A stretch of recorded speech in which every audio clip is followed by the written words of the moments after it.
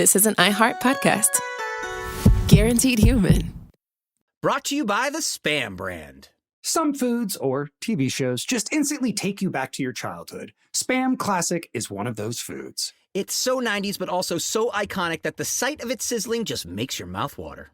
Back then, we had Spam Classic, but today, there are 12 irresistible varieties to choose from. It's like picking your favorite Boy Meets World episode. Impossible. There's Korean barbecue flavored, jalapeno, and 25% less sodium, just to name a few. Spam brand. Sizzle pork and Learn more and get sizzling at Spam.com. This is Danielle Fishel. Ryder Strong. And Will Friedle from Pod Meets World. Let's talk Chewy. Yes. For starters, they've got over 100,000 products. Food, treats, toys, beds. And as a dog and a cat mom, I can go to Chewy for literally anything I need, and it ships fast. And Chewy's customer service is unreal. Day or night, they're ready to help. You know what else I love? They handle prescriptions, pet insurance, telehealth, vet visits, and they're rolling out vet clinics across the country. For life with pets, the answer is Chewy. Save $20 on your first order with free shipping at chewpanions.chewy.com/world.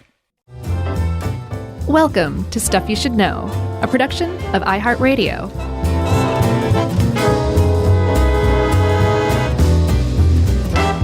Hey, and welcome to the podcast. I'm Josh Clark. There's Chuck Bryant. Whoa. And this is Stuff You Should Know. You've been working on your Chewbacca, friend? No, it did sound like Chewbacca, especially that last bit. No, I haven't been working on it at all. It's all natural talent. Never had a lesson, as Ferris Bueller said. Do you remember Ferris Bueller? You know that show that came out 50, 60 years ago, back when we were cool? I was supposed to do that on Movie Crush, and then my guest couldn't make it, and so I have like this great document of notes prepared all about Ferris Bueller just sitting there going to waste. Oh, you should just read through them on one of our Read through episodes. my notes? Yeah. Ferris Bueller, sociopath or cool teenager? What'd you come up with? Well, Hodgman always has this sort of rant that Ferris is a sociopath upon looking back. Mm-hmm. And I'm just like, come on, man.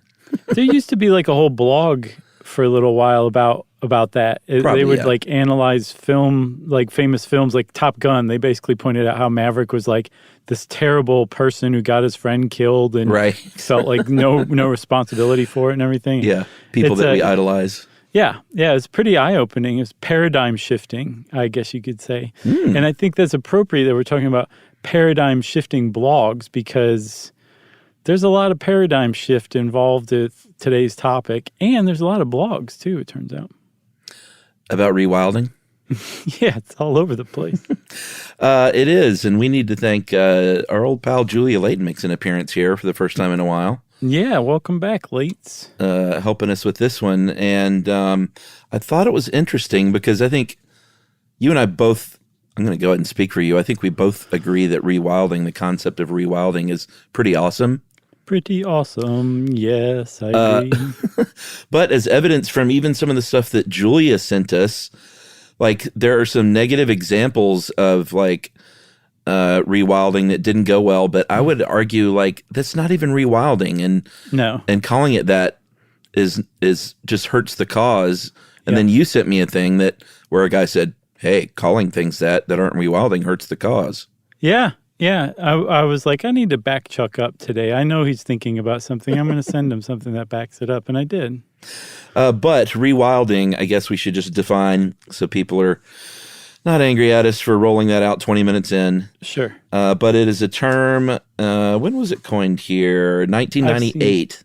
I've seen all over the place. Somebody claims 85. Another dude claims that he coined it in 92. But I think the first time it appeared in the scientific literature was 98. Some old hippie said that she coined it in 67. Mm-hmm. Yeah.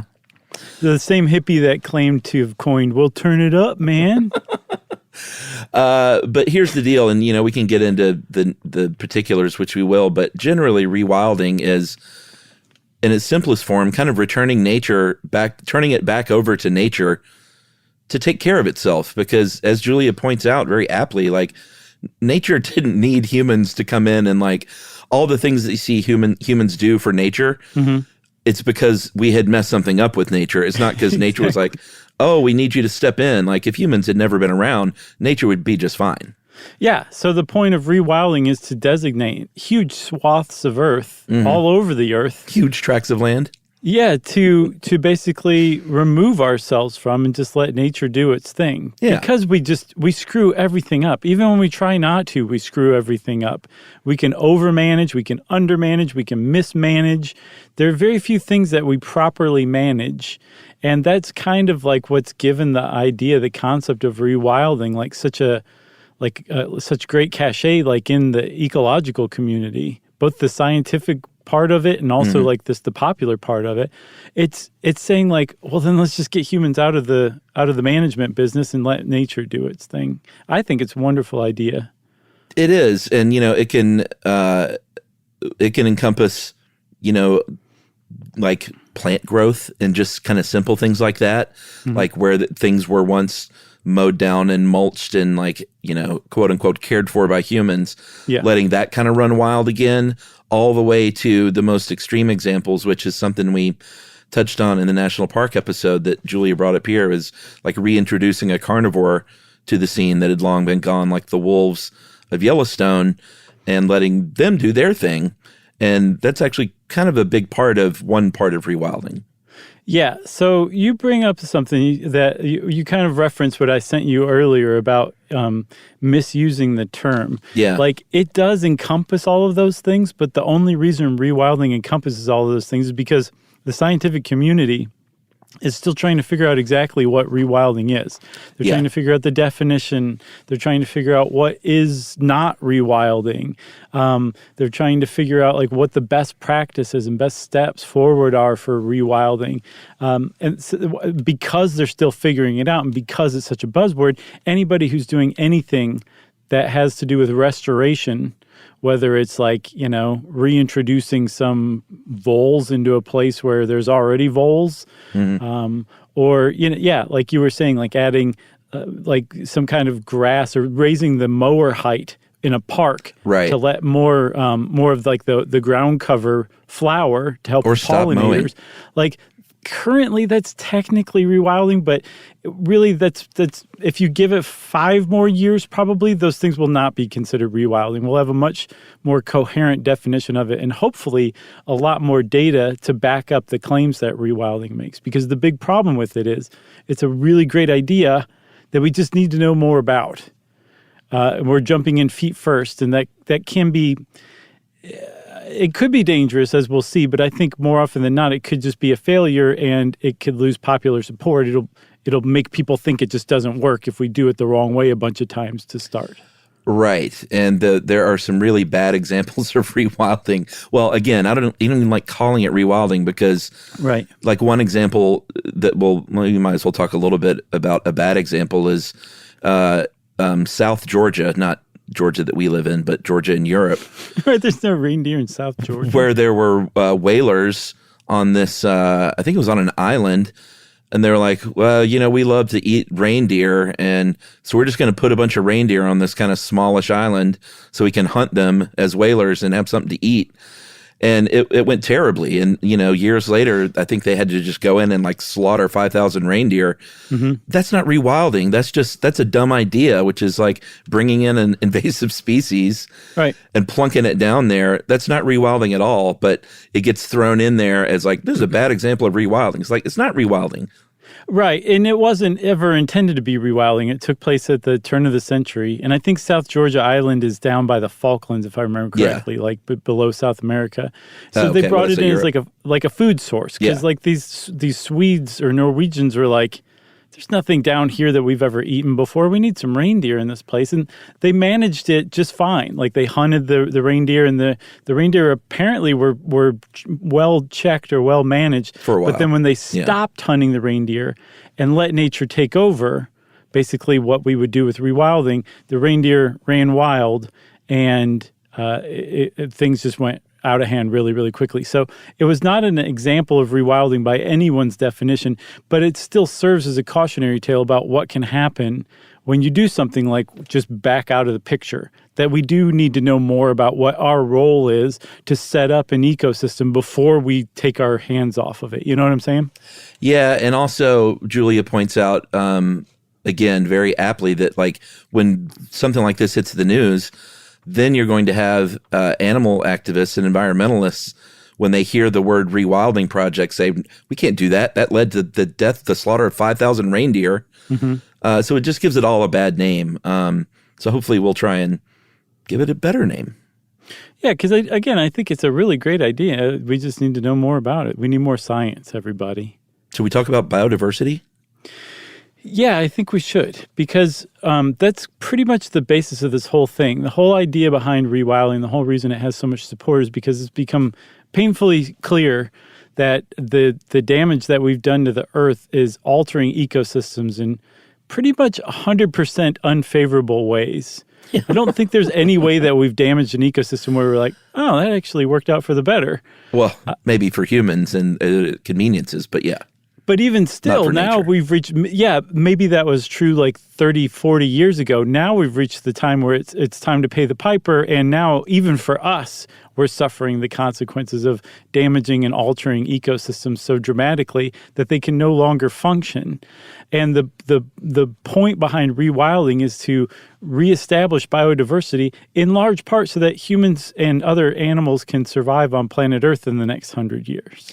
Right. And then, when you look into the more, I guess, level-headed descriptors of what rewilding can be and sort of the tenets of them, which we can get to later in full, it's not, hey, let's dump a bunch of mountain lions into Central Park. It has to work with humans as well. But as we'll see, there's a lot of places where there are not humans. And this is mainly what they're talking about.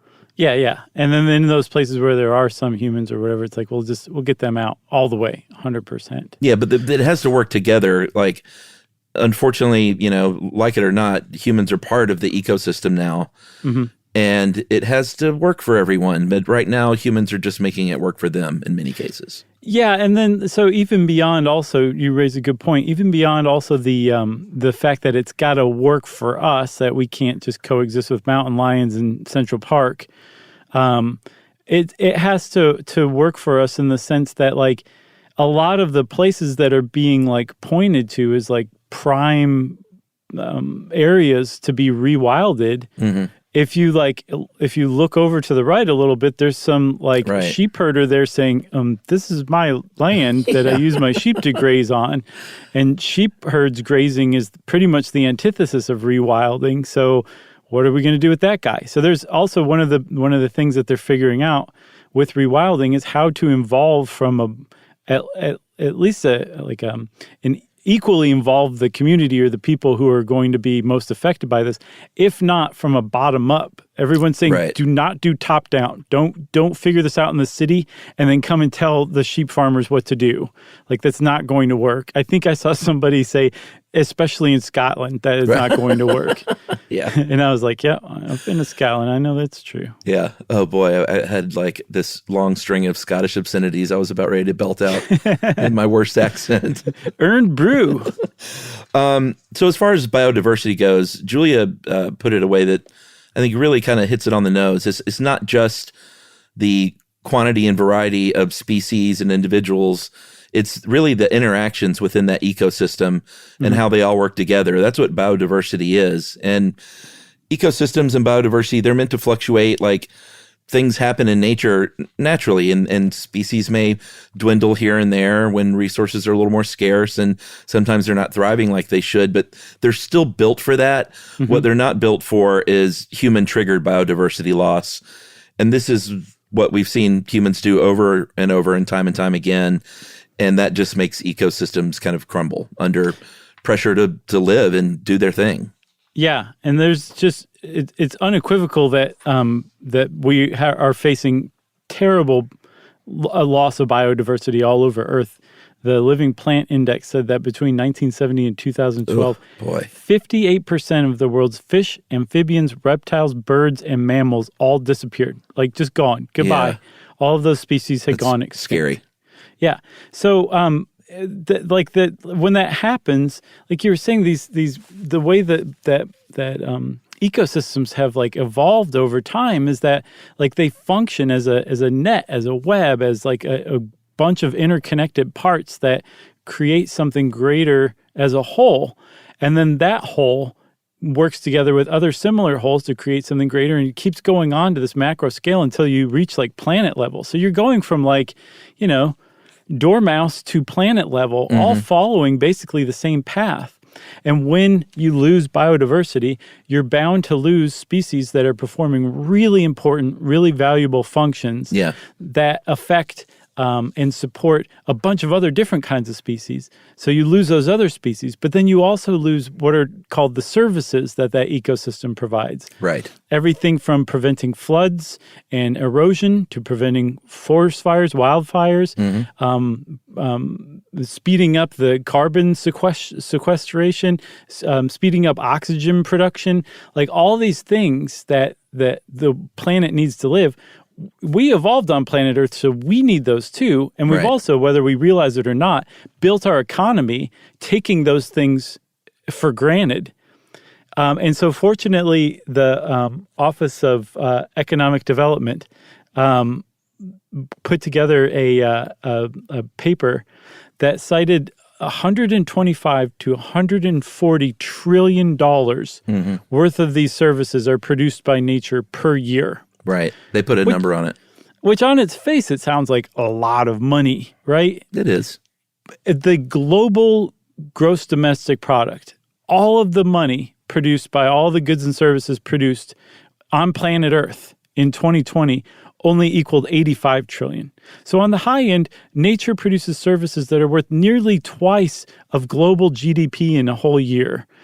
And so now you're starting to bring in the conservatives. They're like, oh, okay, I hadn't considered that.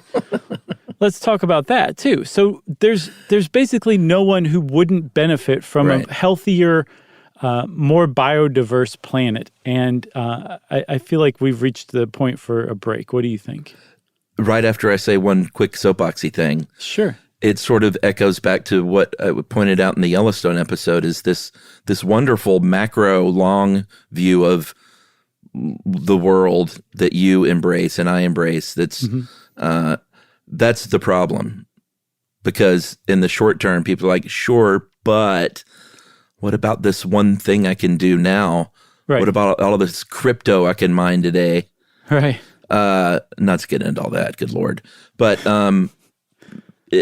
people need to take a longer view of things. And I think humans are just, unfortunately, want to look at the $5 right in front of their face that they can make, Chuck, it feels a lot like we're waking up.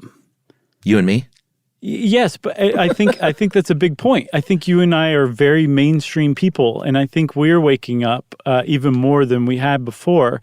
And I think that that's usually reflective of people in general. I think that people are starting to wake up more as a group, as a collective. Mm-hmm. And you just see so much less like greenwashing and PR BS. Like people don't buy it anymore. I think people are starting to understand on the whole just how important this is. I really feel that younger generations continually do that through time, and it's happening. So that's a good thing. And I agree. Shout out Gen Z. We should take that break. Go Gen Z, and whatever follows you. I don't even know what my daughter is. I don't either. I'm not sure if they've named that generation yet, because right now it's generation very selfish. No, but that's they're very young. 6 years old. Yeah. 6-year-olds are. Generation temper tantrum. No, she's not much of a tantrumer, but anyway. Oh, that's good. Let's take that break, and we'll be right back. Okay.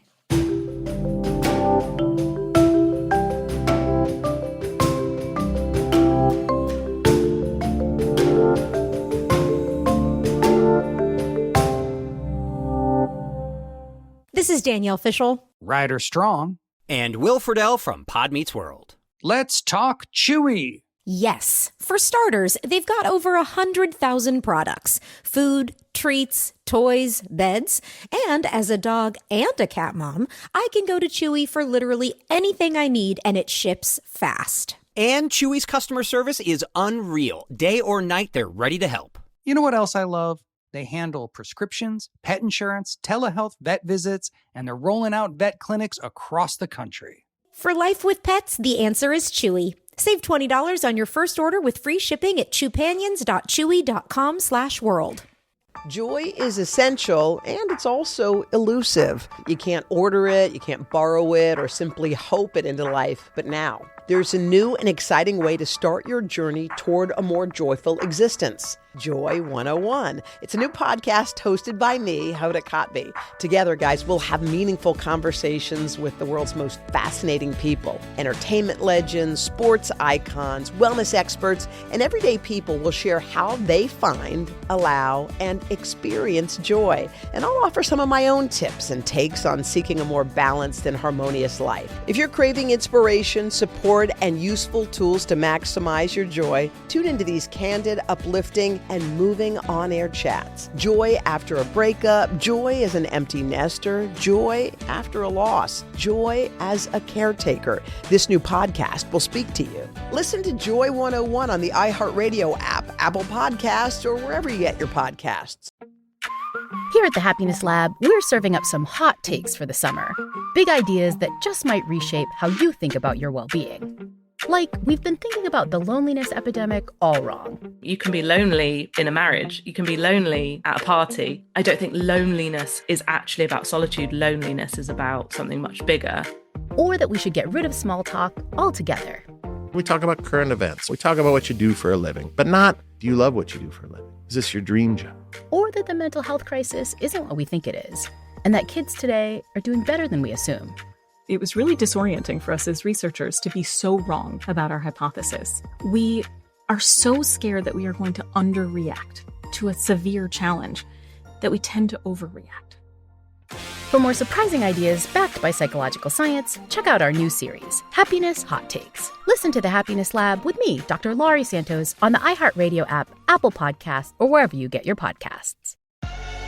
Every story has a point where it's balanced on a knife's edge. That's where we begin. For some, it's a confrontation no parent ever expects. They finally admit, we're here to take your children. The department has taken custody and we're here to take your kids. It was just shock and horror and desperation. For others, it's surviving the unthinkable. As they're having this gun battle, thousands of feet up in the air, many of the bullets start to puncture the aircraft. I thought we were going to die then. The Knife is a podcast about real people whose lives were upended in an instant. We talk to the people who lived it, unpacking what happened, how they got through it, and what came next. And on our off-record episodes, we go even deeper into the reporting and answer the questions you can't stop thinking about. New episodes drop every Thursday on the Exactly Right Network and the iHeart Podcast Network. Listen to The Knife on the iHeartRadio app, Apple Podcasts, or wherever you get your podcasts.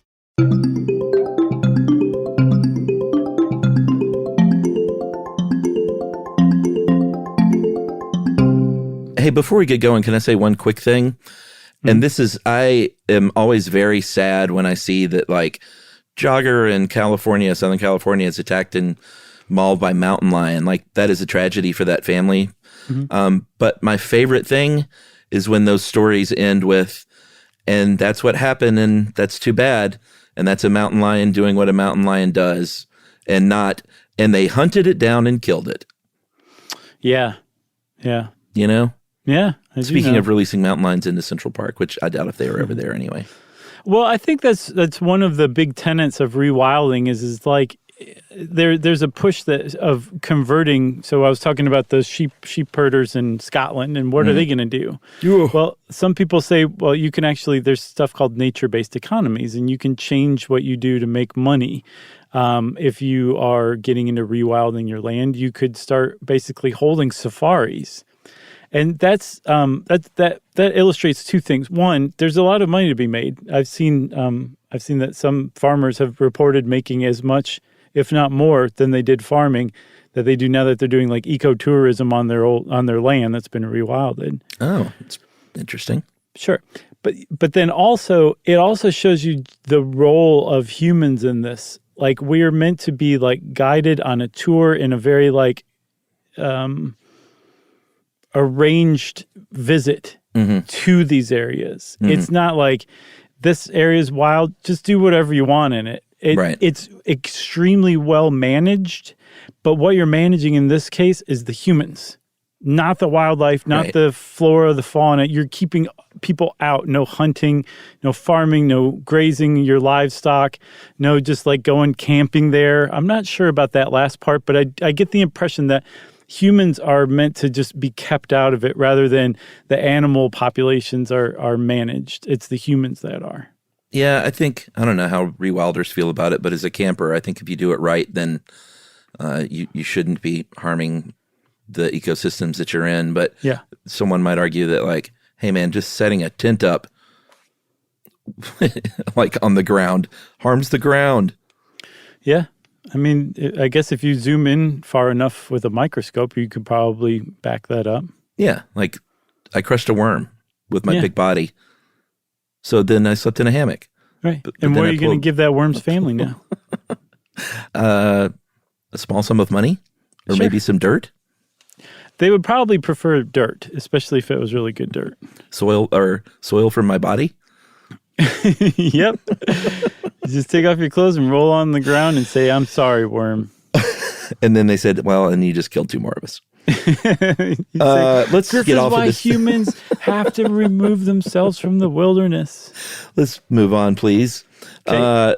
We should talk about the 3 C's because this was sort of an early descriptor on rewilding, which is cores, corridors, and carnivores. Mm-hmm. And the idea is that, and this has a lot to do with like reintroducing wolves to Yellowstone. Carnivores, having an apex predator in an area is awesome and super healthy for that area. They control and they regulate that food chain like a champ, and they need a lot of room though. And so it's called a core reserve, like their area, if they're going to thrive a lot. And when that core reserve shrinks, then all of a sudden they're isolated. That's going to harm them. And then that's going to have that trickle down effect that we talk a lot about. Here on planet Earth now, there are a lot of cores that are too small. So the idea is, all right, why don't we connect these cores with corridors to allow them to keep moving? And this can look anything like, I sent you that one thing. I know that we've talked about these before. It's the coolest thing when they make like a land bridge for animals to cross a highway without getting killed or go under, like an overpass or an underpass. Like that could be a corridor at its most sort of fundamental, or like literally sort of rejoining land that was not joined before because of human interaction. Yeah. There's a big push for that because there's plenty of cores around, but if they're disconnected, then there's not going to be enough to support like a healthy ecosystem, and those like apex predators are going to get stressed, and it's going to stress out the whole ecosystem. They don't have anywhere to go. But if you connect 2 small ones through a corridor, all of a sudden they can kind of go back and forth, and this one small place regenerates in their absence, and then they go to the other one, and then they go back to the first one, and the second one regenerates while they're gone. Like that's a really great idea because it also kind of shows that spirit of like not giving up. It's like, oh, the cores are so small. What are we going to do? I guess nothing. It's like, no, you connect the cores. And then you can also look at it on an even bigger scale. Like a good example of a core, the ideal version of a core or close to it is an American national park. Mm-hmm. Like you can't do anything in the national park but basically go and camp and visit, and that's about it, right? The other national parks I was reading about, ones in England at least, like you can hunt. They're managed for like grouse hunting and deer hunting, and like they're not like American national parks. So the American version is a really great example of kind of what we're talking about with rewilding. And then imagine if you connected Yellowstone to Yosemite with a wildlife corridor. Wow. Right? Is that even possible? Well, yeah, they're on the same continent, so effectively it's possible. Yeah. But you're probably going to have to, you're going to have to move some powerful landowners like Ted Turner. He's probably not going to give up his land willingly, although I don't know, maybe he will. There has to be like a shift in how people view the importance of wilderness and nature, and that's kind of part and parcel with the concept of rewilding too. Yeah, and a lot of this research that we looked at comes from the UK, and we'll talk about that more later. But it comes down to like a very a micro effort of going and convincing one landowner at a time almost to do stuff like this. And they're having some successes in the uplands of the UK where that, kind of one at a time, some landowners are agreeing like, all right, this is what I'll agree to do. And for the good of everybody. Yeah. It's kind of cool, but it is it's a pretty slow process. Like you're not going to see rewilding on the evening news every night. It's a pretty, I don't know about small movement, but it's not mainstream, I don't think, in the consciousness. No, but in the ecological community, it's like basically being touted as the future of ecology. It's so hot. So the 3 Cs, especially with the carnivores featured, that's basically descriptive of one of the 2 general umbrella categories for rewilding. Yeah. And that would be trophic rewilding, which we'll talk a little more about. But let's talk about passive rewilding, kind of the other end of the spectrum.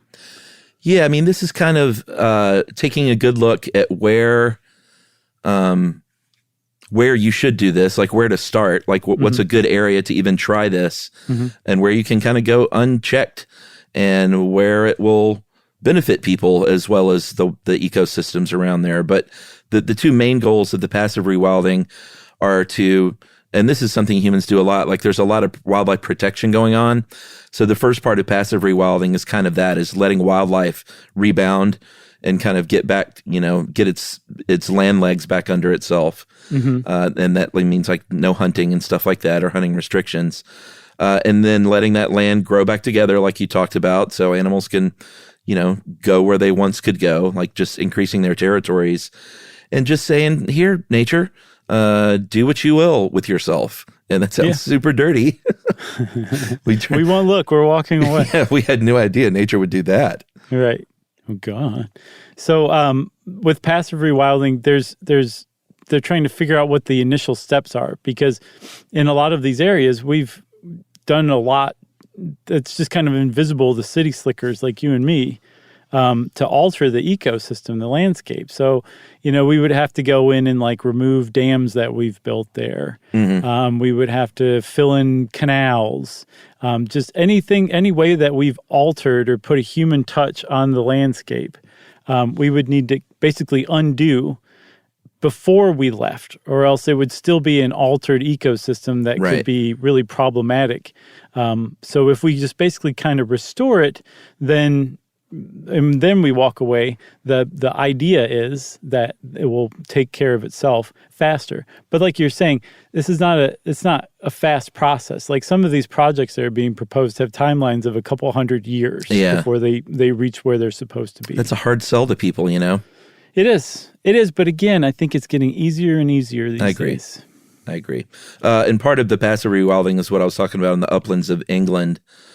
That's where they're kind of going one farm at a time and saying, hey, 70% of England's drinking water comes from these uplands. And, I think when you start describing without maybe, I think you can go too far and scare people in the other direction with the doom and gloom. But if you very just sort of calmly lay out some facts and figures, I think that can wake people up sometimes. Yes. And the UK is super into this in no small part because of an ecologist. Harry and Meghan? Named George Monbiot. I hope I'm pronouncing it correctly. He wrote a book in 2013 called Feral that basically called for rewilding, and he really popularized it over there. And since then, it's really started to kind of take off. And they have really lofty goals. They have a goal of rewilding 5% of England's land, I believe, by 2030, which is coming up quick. And 5%, that's a lot. It's about 1 million acres. And they put it in perspective. They're like, there's a quarter of that is in like football fields in England. So really, is that much? Like if you're daunted by that idea. But that's still in 8 years, converting it to a rewilded state, or starting to, is pretty ambitious. Yeah, I think you sent me that one thing that was really cool where they sort of analyze, and this is from a UK site, I think, where they analyze like someone who might poo-poo this says, well, do we even have the space to do this kind of thing? Like, we can't turn our cities over again to the mountain lions and just let everything grow wild. And that's not what they're talking about. But that one website, I can't remember which one it was, but talking about if you could traverse the entire UK in one day, England, Scotland, Wales, and Northern Ireland, that 86% of the land that you would find, you would not see many people or buildings.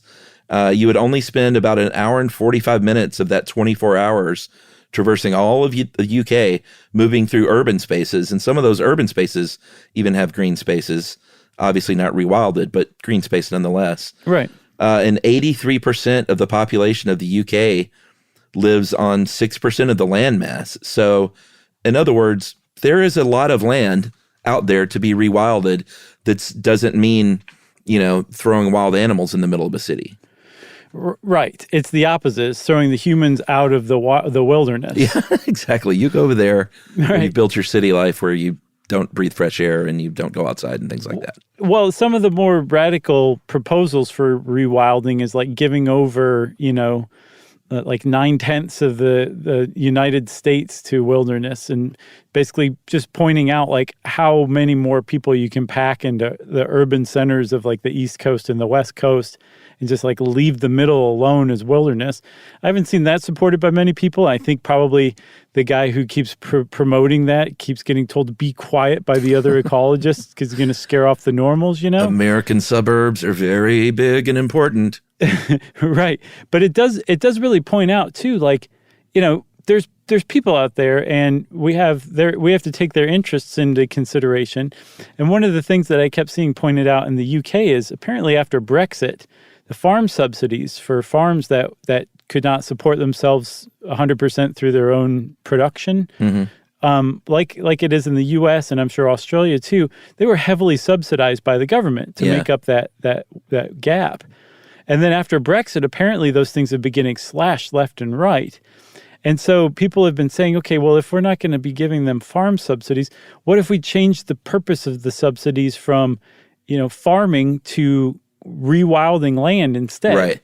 If these farms aren't producing that well anyway, and we can still produce enough food, that's a very important point. Sure. Without these farms, and in fact, some of these farms would actually be way more valuable as untouched wilderness, then maybe it would make sense to take that money and convert it into that instead. And then you've also taken care of the person problem because they're still being supported like they need to be, but at the same time, they also don't have to move. They just can't graze their sheep anymore. Just don't graze sheep anymore. And you're going to make the same amount of money, and you can take tourists on wilderness safaris as a side gig. Right. And I just pictured groundskeeper Willie staring us down from across the room. Yeah. And then getting on this tractor that pulls us along and point out the red deer just hopping all over the place on his rewilded land. Or he could just give us one of the great groundskeeper Willie lines of all time from one of the Halloween episodes when he was Freddy Krueger. Do you remember that one? Yeah, of course. When I'm done with you, they're going to need a compost mortem. So great. That was a good one. One of my favorite lines. So a lot of the stuff we were just talking about falls under the passive rewilding. We've hit on trophic rewilding, but within that, there are it kind of depends on how hardcore of an environmentalist you're talking to.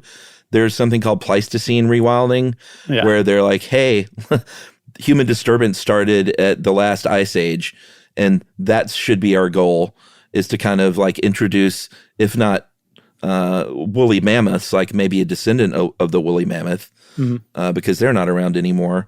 And so you get some sort of other people. I mean, I don't know about how heated the arguments get, but other people are like, Pleistocene is really too, we should really kind of move from that, forward from there and think more along the lines of the wolves of Yellowstone than these huge megafauna. Right. So but some people say, no, the megafauna are important. Yeah, and the people who are proponents of Pleistocene rewilding say that it's the reason that they've chosen that point is because they're suggesting that if we go that far back, we could probably defend ourselves and the planet against climate change that much more quickly, right, or more robustly, I guess is a better way to say it. It's not like they're just doing it out of sentimentality. Like sure. there's an intellectual bent to it. Like, and that is that we basically need to go that far back to counteract the damage we've done in the last 200 years. Sentimentality, you know. So there's a funny. problem with Pleistocene rewilding, though, Chuck, and that is a lot of those animals are extinct. Yeah, like the woolly mammoth. Yeah. Okay. So what are you going to do if you want to recreate the Pleistocene on the American Midwest? Let's say every state in the Midwest agrees to move eastward or westward, and they're giving up all of their land over to rewilding, and we've all agreed it was Pleistocene rewilding. Well, what are we going to rewild it with if there's no such thing as a woolly mammoth? Elephants? Maybe, but elephants have evolved in the last 10, 12,000 years to live around equatorial Africa, if I'm not mistaken. So are they going to do well in Kansas? And then the same thing for the saber-toothed tiger. Or actually, I don't think they call them that anymore. I think it's a saber-toothed cat, maybe. All of their families totally extinct. There's no descendants of the saber-toothed cats that are alive today. So what are we going to do? Put mountain lions out there? Are we going to put actual tigers out there, or regular African lions? And are we going to move them over to Kansas? And then the larger problem, Chuck, is this. Those animals, as big and scary and ferocious as they are kind of puny compared to the actual Pleistocene megafauna, like a saber-toothed cat. And it's not clear that they would be up to the task of managing enormous ecosystems like that just because of their smaller size. Yeah. So there's a lot of problems with Pleistocene rewilding. Bring back the megalodon for the oceans. Yeah. No, there are a lot of problems with that. And you were sort of talking about, you mentioned the top-down control, and that is that theory that these, if you bring in an apex predator, it can really, it can be a really good thing.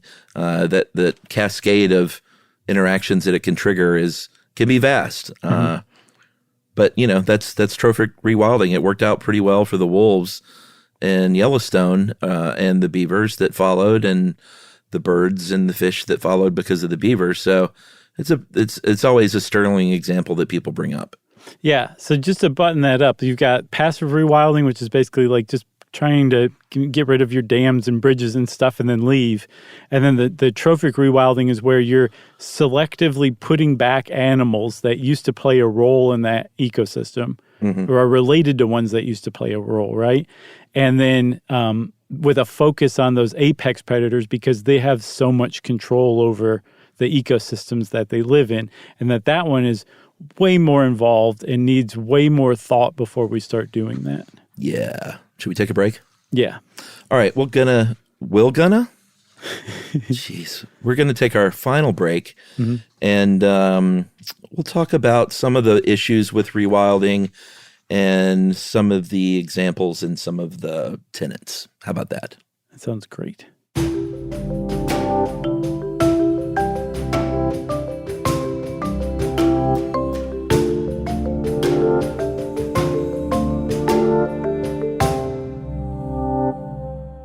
This is Danielle Fishel, Ryder Strong, and Will Friedle from Pod Meets World. You know what I didn't expect? Becoming best friends with Chewy's customer service.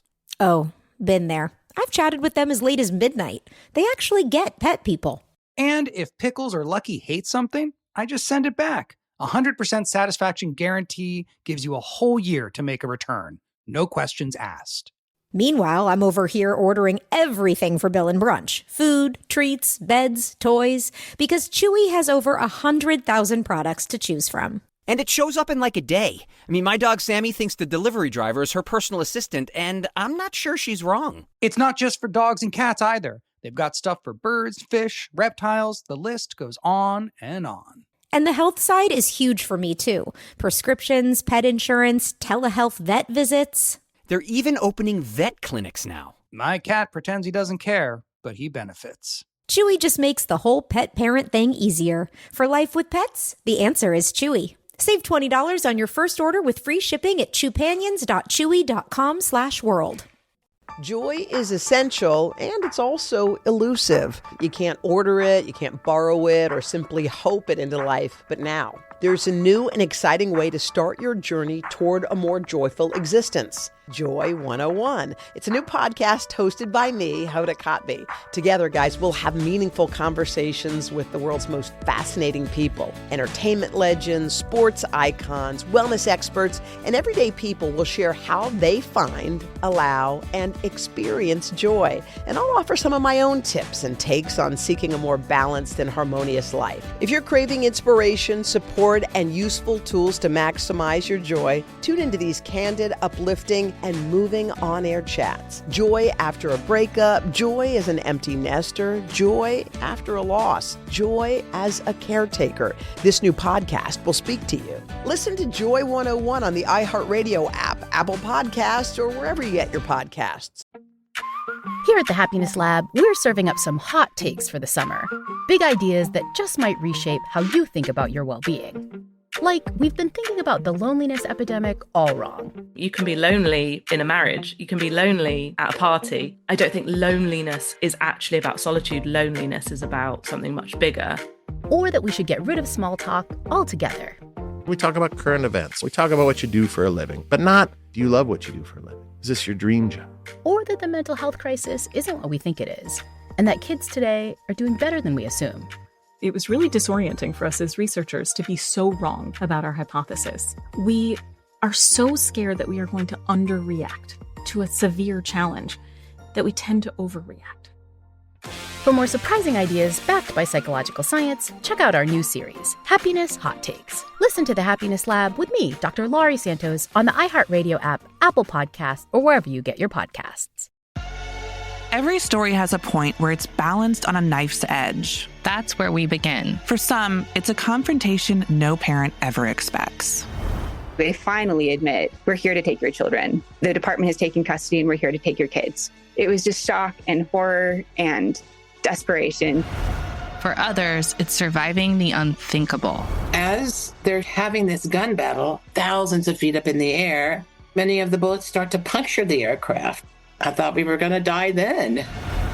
The Knife is a podcast about real people whose lives were upended in an instant. We talk to the people who lived it, unpacking what happened, how they got through it, and what came next. And on our off-record episodes, we go even deeper into the reporting and answer the questions you can't stop thinking about. New episodes drop every Thursday on the Exactly Right Network and the iHeart Podcast Network. Listen to The Knife on the iHeartRadio app, Apple Podcasts, or wherever you get your podcasts.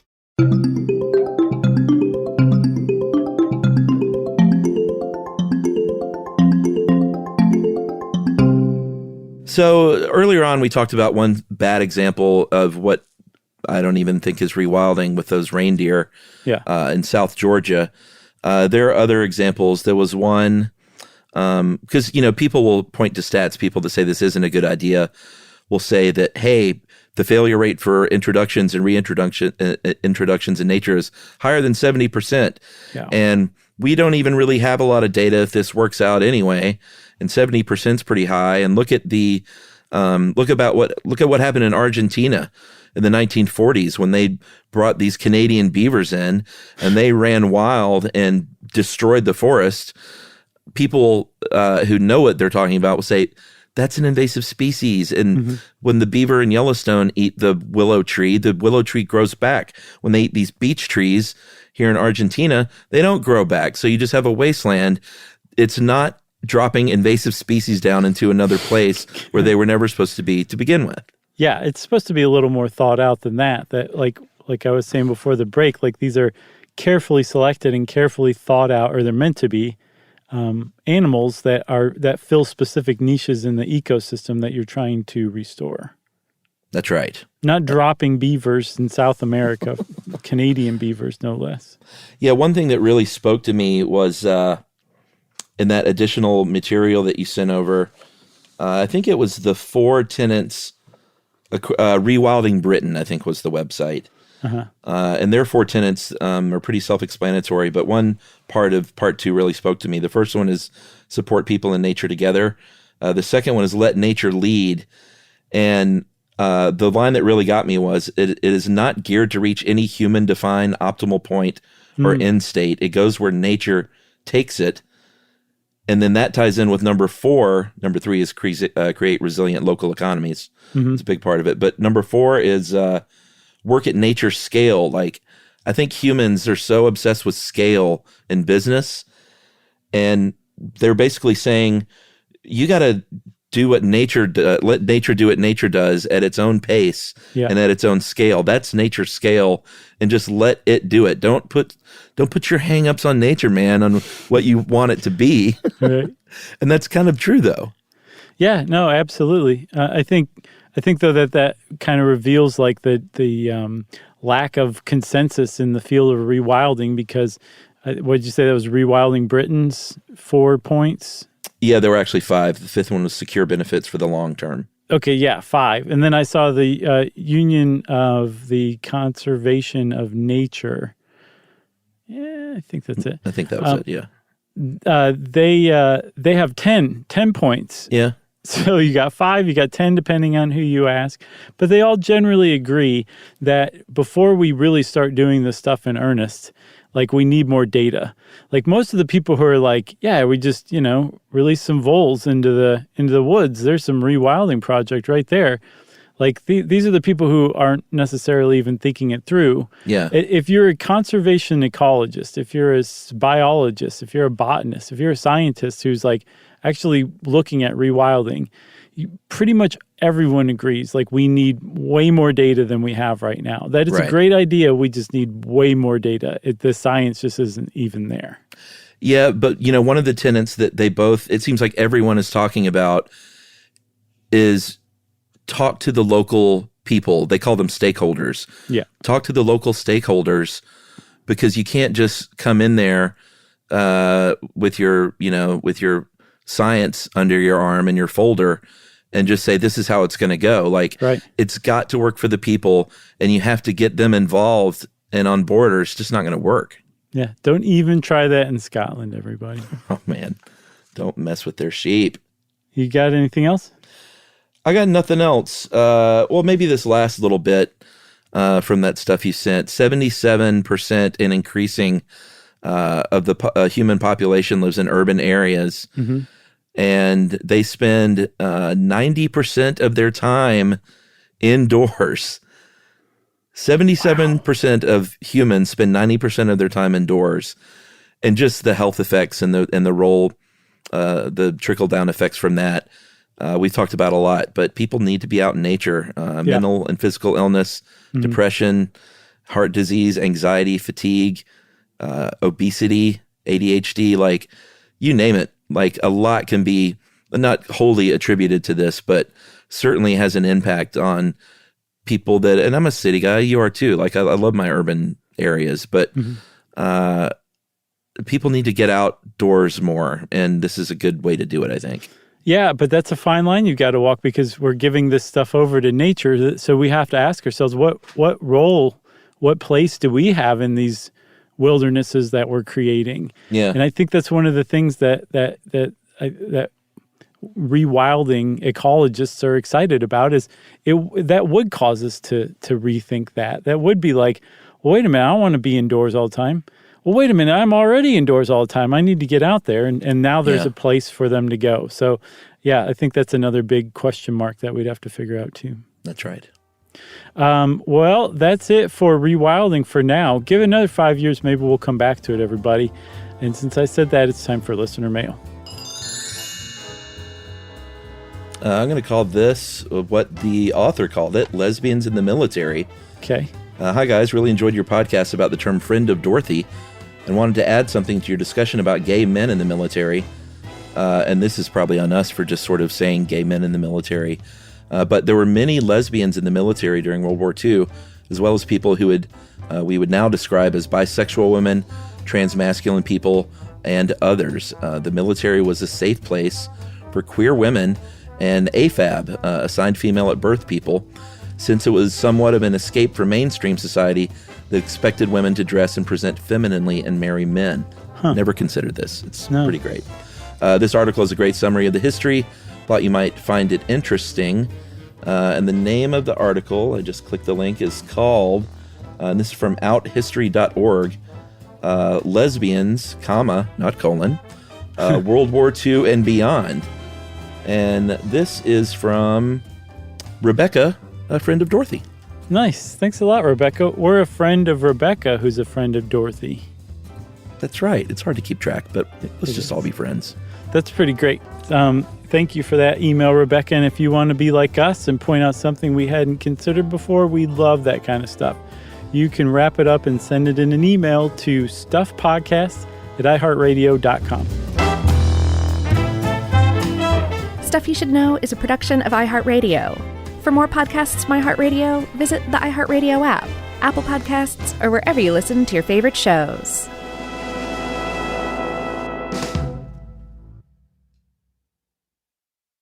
This is Danielle Fishel. Ryder Strong. And Will Friedle from Pod Meets World. You know what I didn't expect? Becoming best friends with Chewy's customer service. Oh, been there. I've chatted with them as late as midnight. They actually get pet people. And if Pickles or Lucky hate something, I just send it back. 100% satisfaction guarantee gives you a whole year to make a return. No questions asked. Meanwhile, I'm over here ordering everything for Bill and Brunch. Food, treats, beds, toys. Because Chewy has over 100,000 products to choose from. And it shows up in like a day. I mean, my dog Sammy thinks the delivery driver is her personal assistant, and I'm not sure she's wrong. It's not just for dogs and cats either. They've got stuff for birds, fish, reptiles. The list goes on and on. And the health side is huge for me, too. Prescriptions, pet insurance, telehealth vet visits. They're even opening vet clinics now. My cat pretends he doesn't care, but he benefits. Chewy just makes the whole pet parent thing easier. For life with pets, the answer is Chewy. Save $20 on your first order with free shipping at chewpanions.chewy.com/world. Joy is essential, and it's also elusive. But now, there's a new and exciting way to start your journey toward a more joyful existence. Joy 101. It's a new podcast hosted by me, Hoda Kotb. If you're craving inspiration, support, and useful tools to maximize your joy, tune into these candid, uplifting, and moving on-air chats. Listen to Joy 101 on the iHeartRadio app, Apple Podcasts, or wherever you get your podcasts. This is an iHeart podcast. Guaranteed human.